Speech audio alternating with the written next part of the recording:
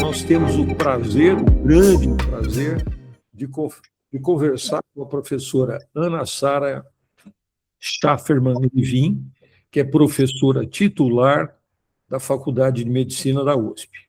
Antes, eu quero apresentar rapidamente o currículo da professora. Ela é graduada em Medicina aqui na Faculdade de Medicina da USP. Ela fez um aperfeiçoamento, um estágio na Wake Forest University School of Medicine, nos Estados Unidos, em 97. Fez residência médica aqui na USP, na medicina. Fez mestrado e doutorado também aqui na medicina, trabalhando em doenças infecciosas e parasitárias. Ela é professora titular do Departamento de Infectologia na nossa faculdade, na Faculdade de Medicina da USP. É diretora da Divisão de Moléstias Infecciosas e Parasitárias no Hospital das Clínicas, em São Paulo. Diretora adjunta da FUSP, a Fundação de Apoio à USP. Até ontem, hoje eu não sou mais. Bom, mas está valendo, até ontem. A professora tem mais de 250 trabalhos publicados, orientou 19 mestrados e 25 doutorados. Então, ela tem um currículo muito interessante que chama a nossa atenção.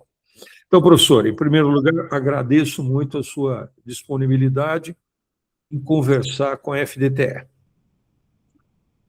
Tenho algumas perguntas. Eu agradeço, eu que agradeço essa oportunidade. Muito obrigada. Obrigado. Então, eu tenho algumas perguntas que eu preparei para fazer para a senhora. Primeira pergunta é de caráter muito pessoal. É a seguinte: houve algum momento decisivo em que a senhora percebeu que queria, que gostaria de ser médica? Não. Na verdade, eu sei que tem muitos dos meus colegas que têm vocações, desde criança querem ser médicos. Eu não.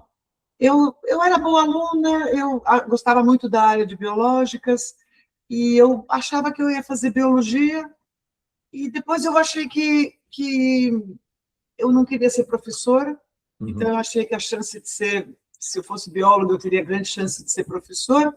Aí eu achei que, meu pai, na verdade, falou, então escolhe uma coisa mais ampla. Aí eu resolvi fazer medicina. Na verdade, foi quase na época de me inscrever para o vestibular. Eu tomei essa decisão achando que eu estava, de certa forma, adiando a escolha profissional para mais para frente. Depois eu gostei, foi bom. Interessante isso, interessante. Não é muito comum. Normalmente, os médicos são muito vocacionados, né? Eles pensam muito nisso desde muito precocemente. Mas é interessante. Vocacionados ou muitos de família de médicos, então é profissão de familiar, que não é o meu caso também. Não é o caso da senhora. Eu tenho um amigo que ele já é da 4ª geração. Né? Então é uma coisa muito, muito forte na família. Meu marido é dessas famílias. Tá, interessante. E de que área ele é? Ele é cardiologista. Cardiologista. Agora, a segunda pergunta é a seguinte: o que é que atraiu a senhora especialmente para ir para a infectologia? Né? Porque é uma especialidade que exige um olhar clínico, né? A pessoa tem que entender de clínica. A clínica médica é forte nessa área. E tem um grande compromisso com a saúde pública também. Por que a senhora foi para a infectologia? Porque, na verdade, de novo, quando eu cheguei no 6º ano, eu também não sabia o que eu queria fazer. E era muito amplo, eu não sabia se fazia pediatria, patologia, eu não sabia clínica médica, eu não sabia o que fazer. Aí eu fiz uma opcional. Na época, a USP tinha um campus avançado na cidade de Marabá, que, aliás, era dirigido pelo professor Aloysio Segurado, que hoje é o reitor, né? E aí eu falei, vou fazer um estágio opcional em Marabá, é super interessante, é lá no Pará, eu vou ver coisas diferentes, e aí eu fui. E aí mudou minha vida, porque foi uma experiência transformadora. E eu acabei voltando querendo ser infectologista, porque todo o contato que eu tive. O curso de infectologia, durante a graduação, era muito bom. Essa experiência que eu tive em Marabá foi uma experiência transformadora, foi maravilhoso. Uhum. Eu decidi, então, que eu ia fazer infectologia. Só que a infectologia, naquela época, na minha visão, eu ia trabalhar com doenças tropicais, Sim. porque eu tinha visto malária e um monte de outras doenças tropicais lá no Pará, eu ia trabalhar nessa área, eu ia ser o que a gente chamava de tropicalista. Caetano Veloso é um tipo de tropicalista, eu ia ser outro tipo de tropicalista. Interessante. Aí eu resolvi fazer residência. E aí, durante a minha residência, a medicina, as doenças infecciosas se transformaram. Porque foi durante a minha residência que apareceu a AIDS. E aí eu comecei pensando que eu ia fazer medicina tropical, e a minha residência inteira foi de AIDS, né? AIDS, na infecção, aquelas doenças horríveis, na época que a AIDS era uma doença totalmente intratável e que as pessoas tinham uma expectativa de vida muito baixa e que tinham todo tipo de infecções oportunistas que a gente também tinha que lidar. E, nesta época também, começa a crescer o estudo das infecções hospitalares. E aí, quando terminou a minha residência, era outra coisa. Eu fiz a residência bem na época de transformação. E aí eu resolvi que eu iria para a área na verdade, nem resolvi. Aconteceu, apareceu uma vaga para trabalhar como médica no Hospital das Clínicas, em área de infecção hospitalar, e eu fui, porque era isso que eu queria. Eu tinha decidido que eu queria uma carreira acadêmica. Então, onde apareceu a vaga, eu fui. Curioso. E a senhora não queria ser professora? É isso, eu não queria ser professora e terminei professora, é muito irônico. A gente com 18, 17 anos sabe lá o que quer, não tinha ideia vaga, né? Não queria ser professora e virei professora, é engraçado.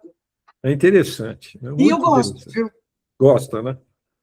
A proximidade com os alunos, o contato com os alunos, nos mantém vivos também. É um sangue renovado, não é?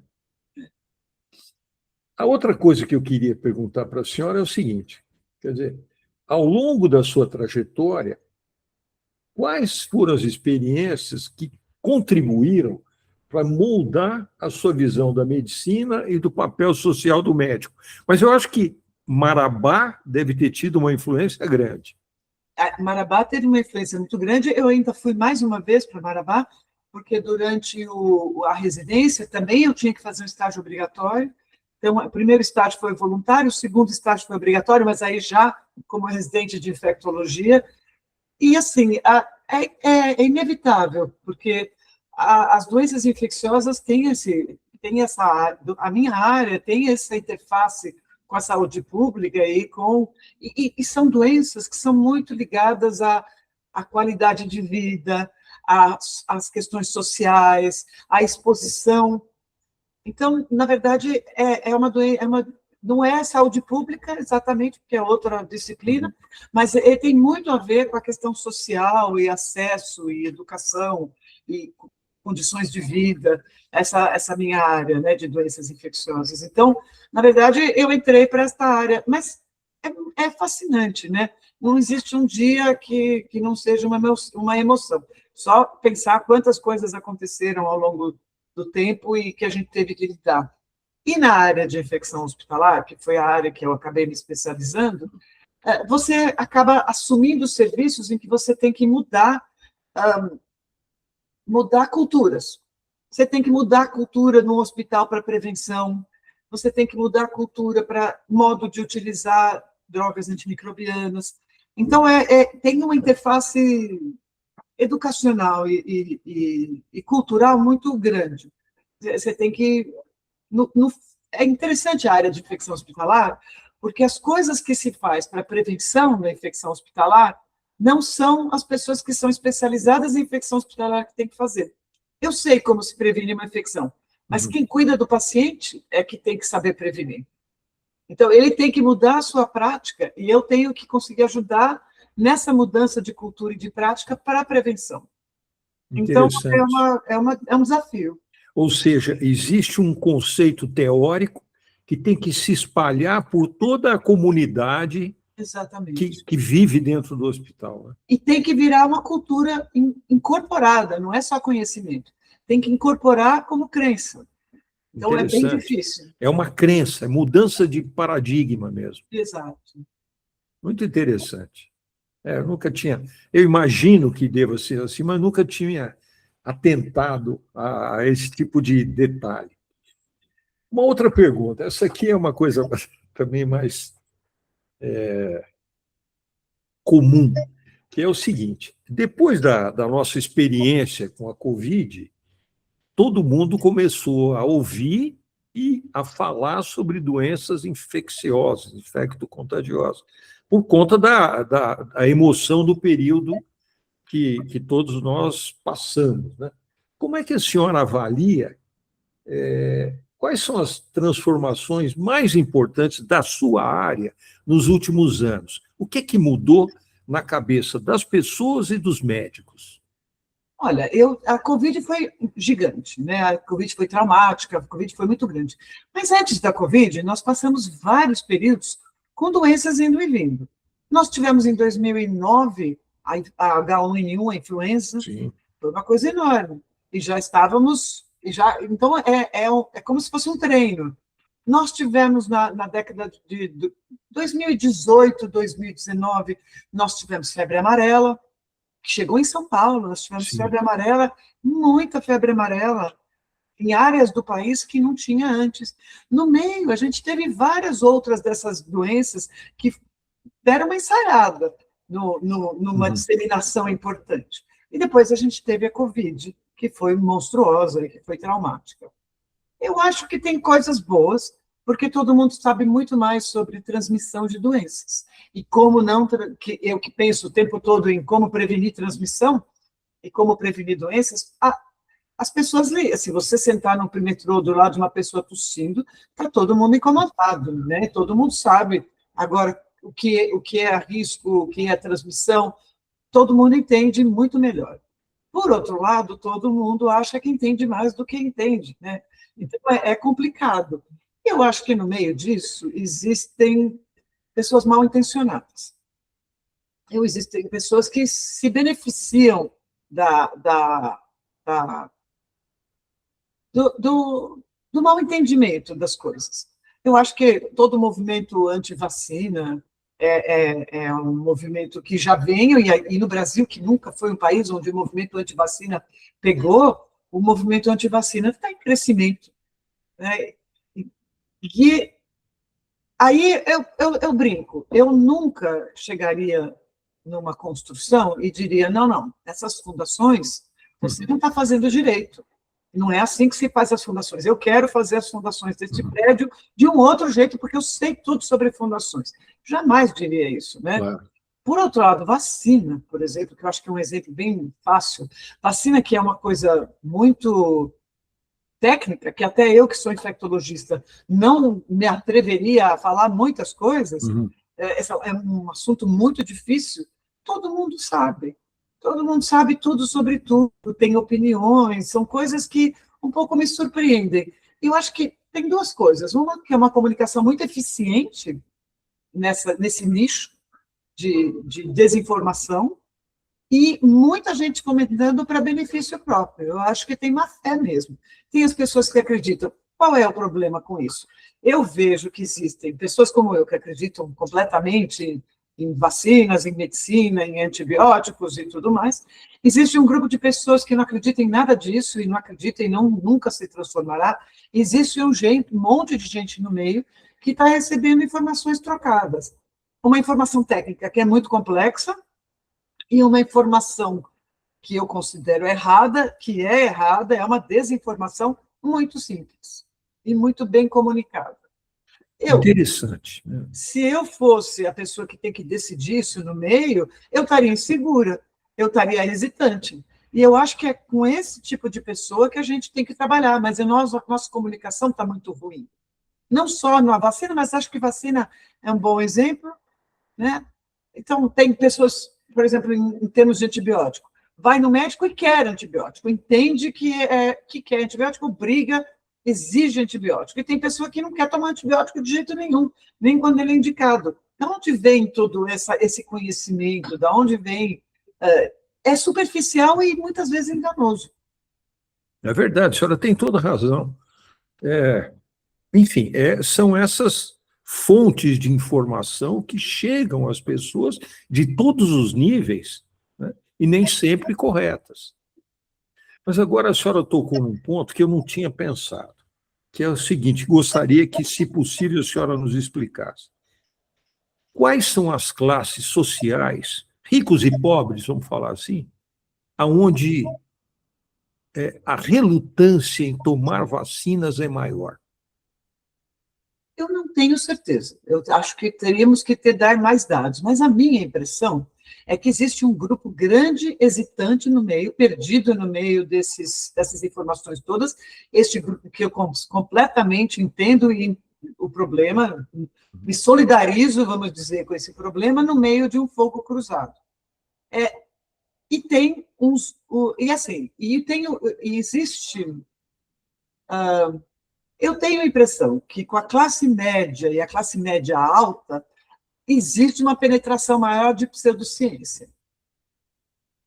Eu acho que a classe trabalhadora ainda está acreditando no que diz aos programas nacionais. Não tem tempo para isso. Veja bem, é toda a minha impressão. Não. A vacina no Brasil era uma questão quase social. Dias de vacina, sim, campanhas de vacina, as mães, era dia de levar todo mundo para vacinar, as crianças, sei lá quantas vacinas eu tomei na vida, porque minha mãe levava mais uma vez. E isso agora, tem esse grupo de pessoas que continua fazendo isso, existe um grupo que aparentemente é mais bem informado e que não está entendendo a ciência por trás das normatizações. E é claro que a gente tem governantes falando absurdos. Né? Olha o que está acontecendo nos Estados Unidos, olha o que aconteceu durante a Covid aqui no Brasil mesmo. A desinformação veio muitas vezes do governo. Sim, seguramente. E aí eu tenho que hesitar mesmo. Se eu ouço do governo, eu acredito em tudo, e depois eu ouço do governo uma informação trocada, o que eu faço? Eu fico hesitante, eu fico perdida. Muito interessante isso. Eu acho que a senhora tem razão. Mas eu também compartilho da mesma percepção, que não é ciência, é só um achar de que classes mais privilegiadas têm acesso à pseudociência, têm mais acesso. Os pobres, aqueles que têm que lutar muito pela vida, não têm tempo para pensar nisso. Então, toma vacina com naturalidade. Eu lembro que tomar vacina era um ritual familiar. Era.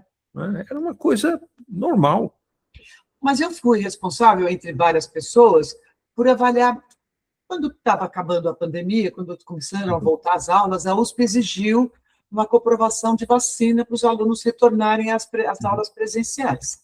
Eu lembro. E se não tivesse essa comprovação da vacinação, deveria trazer um atestado. E esses atestados foram encaminhados para vários colegas. Eu fui uma das pessoas que avaliou vários desses atestados. E aí eu tive a oportunidade de ver verdadeiros tratados pseudocientíficos, muito complexos, mentiras muito complexas, desinformações com realmente cara de ciência. E pessoas ganhando muito dinheiro para fazerem esses atestados. Tinha um atestado de 26 páginas de sandices científicas.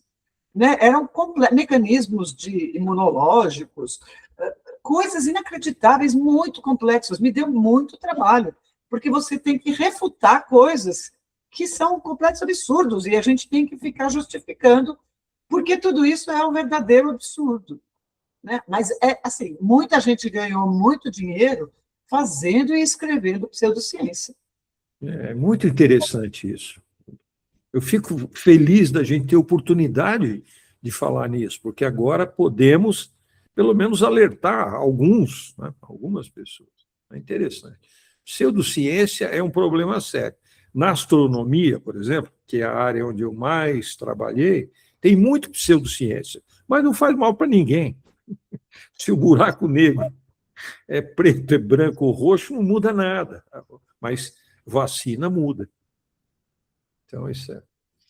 Professor, essa é uma questão também bem prática. De que maneira a inteligência artificial começa a transformar a pesquisa, o diagnóstico e o acompanhamento das doenças infecciosas. Olha, A inteligência artificial já está jogando com vocês? tem muita gente usando. Eu vejo, por exemplo, nas revistas científicas, quando você manda um artigo e você recebe uma revisão, que foi, obviamente, feito por inteligência artificial, então isso nós estamos vendo, ela deve estar vendo na sua área também, Sim. Revisões por pares que não são por pares, são por máquinas, Sim. e que escrevem absurdos verdadeiros, né? Tem coisas muito mal feitas, mas isso enquanto a inteligência artificial ainda for um pouco tosca, pelo menos Sim. essa que está sendo usada para isso. Eu acho que tem coisas que são a interpretação de dados gigantescos de genoma, que eu acho que a inteligência artificial vai ajudar muito, mas eu ainda não tenho uma ideia clara de como nós vamos poder usar e de que maneira isso vai afetar positivamente ou negativamente a sociedade como um todo, a minha área em especial. Eu não tenho... É claro que você tem genoma, é claro, você tem a possibilidade de avaliar uma grande quantidade de dados de uma maneira rápida e simples. Eu vou poder, talvez, avaliar a literatura de uma maneira... seguramente, análise de imagens em radiologia já está andando bem, mas eu não sei como que vai terminar isso, se isso vai ser uma ameaça ou se isso vai ser uma grande ferramenta. Eu não tenho isso muito claro isso para dizer, olha, eu acho que vai ser ótimo, não, vai ser ruim. Não sei. Eu também não sei, mas eu sei que não tem volta. Seguramente, o uso ético dessas ferramentas vai ter que ser regulamentado. E eu acho que está ruim. Ninguém está discutindo. Já estava difícil com a internet, não é verdade? Sim. O que é o uso ético da internet? Agora, exponencialmente. Eu acho que está na hora de fazer, já passou da hora, de fazer normatizações e princípios que precisam ser seguidos para o uso ético. Eu concordo. A ética é essencial, particularmente na medicina, mas eu acho que ainda o tempo vai passar até que a comunidade entenda essa necessidade, infelizmente. Professora, uma outra pergunta. Essa é uma coisa mais simples, eu acho. Nesse mundo muito conectado, onde o turismo é intenso e tem uma circulação muito grande de pessoas, né, entre os países, os continentes, como é que isso tem impactado hoje a disseminação de doenças infecto-contagiosas? Dá para controlar isso? Eu acho que controle não é possível. Acho que a gente já viu. A gente viu, primeiro que com o aquecimento global, os vetores vão se espalhar mais. Os mosquitos, os vetores mesmo. A bicharada. Isso, os bichos. Segundo, as pessoas viajam, e é impossível controlar isso. Então, eu vejo que a gente vai ter cada vez mais coisas que se disseminam. Mas isso vem de antes, em 2001, eu acho, a gente teve outro coronavírus que se espalhou por continentes. Então, é impossível, a gente vai ter cada vez mais. Eu acho que, agora talvez seja uma grande bobagem que eu vou dizer, mas eu acho que nós somos gente demais. Sim. E quando tem gente demais, acontece isso, as doenças se espalham. É verdade, é muita gente no planeta. As doenças se espalham. E quando você tem uma superpopulação de qualquer ser, as doenças se espalham e o controle acontece. Essa tendência. Eu sei que... Então, de certa forma, eu acho que esse é o caminho natural. A gente vai ter muita gente, muita disseminação de doenças, assim, com as pessoas andam de um lado para o outro e se aglomeram muito, e existe uma densidade populacional em certas partes do mundo muito grandes. A gente vai ter uma disseminação maior dos vetores com o aquecimento global. Eu acho que as doenças infecciosas estão longe de diminuir. Elas vão aumentar, eu acho. Interessante. A gente tem, às vezes, a sensação de que a medicina está caminhando, nós vamos erradicar essas coisas, mas aparentemente não é assim, é o contrário. Eu acho que a erradicação de alguma doença só vai acontecer com vacina. Eu acho que é a única maneira de controlar verdadeiramente bem, ou até erradicar, mas talvez nem... Olha, sarampo, você descontrola um pouco, ela volta. Mas você consegue controlar o sarampo com vacina. Então, e a poliomielite, que você consegue controlar com vacina. E a varíola, que desapareceu. Mas eu nem tenho essa esperança que vão sumir doenças. Mas a gente vai ter um controle. Por enquanto, esse controle é vacina. Vacinal.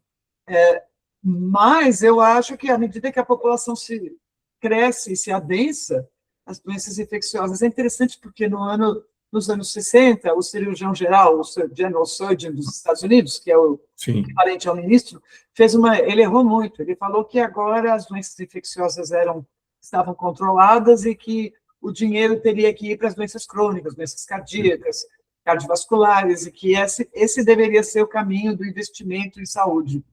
E ele errou completamente, porque logo em seguida veio a AIDS, né? Pois é. Demonstrar que não é bem assim. Mas... É interessante. Em 72, a gente teve a meningite aqui em São Paulo. Foi o ano que eu entrei na USP. Foi uma coisa relativamente traumática. Não se compara com o Covid, mas ficou todo mundo assustado. Mas a gente teve a AIDS final dos anos 70, começo dos anos 80, que foi uma coisa terrível, dizimou. Morreram pessoas tudo em 15 minutos. Foi tão rápido que... Mas a diferença, que, pelo menos no meu ponto de vista, é que a AIDS era uma doença circunscrita a um determinado grupo. Né? A Covid e a meningite, não, eram muito... Todo mundo corria risco. Né? Relativamente circunscrita, viu? Relativamente circunscrita. Acho que não se pode... Naquela época apareceu mais um grupo, mas na África já estava acontecendo com todo mundo. É verdade. Então, na verdade, depois a gente viu que não é bem isso. Né? Interessante. Professor, deixa eu... A última pergunta... Na verdade, são duas coisas. O que a senhora está trabalhando agora? Qual é o trabalho que a senhora desenvolve nesse período aí na USP? Então, quando eu terminei a residência e eu queria continuar num serviço universitário, eu fui contratada como médica. E a vaga que apareceu foi para infecção hospitalar. Eu entendia pouco de infecção hospitalar, mas lá fui eu, aliás, eu e todo mundo, ninguém entendia muita coisa de infecção hospitalar. Lá fui eu estudar e fiz uma carreira nessa área, infecção hospitalar e resistência bacteriana. Então, até hoje, essa é a minha área de estudo. Né? A resistência bacteriana hoje é considerada um dos grandes problemas de saúde pública do mundo. Eu acho que o que eu estou tentando me acostumar com a ideia, porque a gente se acostumou com os antibióticos e as infecções, elas são curáveis, predominantemente. Claro que sempre há uma infecção muito grave, mas, assim, as infecções são tratáveis. É o nosso conceito. Com a resistência bacteriana, nós vamos olhar para infecções, mas como a gente olha para cânceres. A gente tem cânceres que são curáveis e cânceres que não vão ter cura, que não são tratáveis, que não vão ter cura. E as infecções, nós estamos entrando nessa era. Eu acho que a gente vai ter as infecções que são tratáveis e as infecções que não são tratáveis. E isto está realmente uma coisa muito importante. Dentro dos hospitais isso já é real, mas eu acho que na comunidade nós vamos ver isso também. E ninguém está muito percebendo. Ou seja, bactérias, enfim, infecções não tratáveis. Infecções que não vão responder. Eu vou tentar o tratamento e pode ser que não responda. Da mesma maneira que a gente olha para câncer. Claro. O câncer era morte certa antigamente, depois virou parcialmente cura. Hoje, muitos dos cânceres são tratáveis e curáveis, e outros não. Nós vamos ter a mesma situação, ou já começamos a ter a mesma situação para as infecções. Essa é uma infecção, nós vamos tentar tratá-la, mas vai haver infecções que não são curáveis. Interessante. E a gente vai ter que se acostumar. Coisa que não se imaginava. Há 30 anos atrás não se Tá. falava nisso. E, para mim, é uma coisa que está muito difícil de me acostumar. É uma coisa que eu acho que foi só este ano e finalmente entrou na minha cabeça que vai haver, que nós já estamos enfrentando infecções não tratáveis. Muito bom. Professora, última pergunta. Quando a senhora compara o ensino da medicina, durante a sua graduação, digamos, com o ensino da medicina hoje, o que é que mudou? E o que é que tem que ser preservado? Bom, o ensino da medicina que eu aprendi tinha muito menos informações. Sabia-se muito menos sobre muita coisa, né? Hoje a quantidade de informações é gigantesca. Então, isto é um fator complicador. Então, eu acho que tem que se estabelecer qual é a meta de conhecimento e de capacitação e de capacidade que o médico que vai ser formado vai ter. Quer dizer, quais são as coisas que o médico tem como, o médico generalista tem como obrigação de saber lidar, que já é muita coisa, muita coisa. E a gente, então, tem que focar nisso. E também, eu acho, alguém me disse uma vez que as pessoas se parecem mais com a sua própria geração do que com a sua família. Eu não sei se é verdade. Mas são pessoas, os alunos hoje são diferentes dos alunos quando eu fui aluno. E acho que a principal dessas coisas, para mim, que eu acho muito visível, é uma capacidade de concentração bem mais baixa. Eu vejo que eu consigo me focar mais do que as minhas filhas, que são de uma geração seguinte, mas provavelmente elas têm uma capacidade de concentração maior do que a geração seguinte. Então, eu vejo isso. Eu não sei se isso é bom ou se é ruim, mas fato é que o ensino tem que se adaptar às características de quem está sendo ensinado, não é? Então, eu acho que tem que ser levado em consideração isso. Interessante. Professora, muitíssimo obrigado. É uma conversa muito agradável, aprendi muitas coisas e agradeço a sua generosidade e paciência para conversar com a FDTR. Sou eu que agradeço a oportunidade imensa de estar aqui e de interagir com você e de conversarmos assim. Muito obrigado.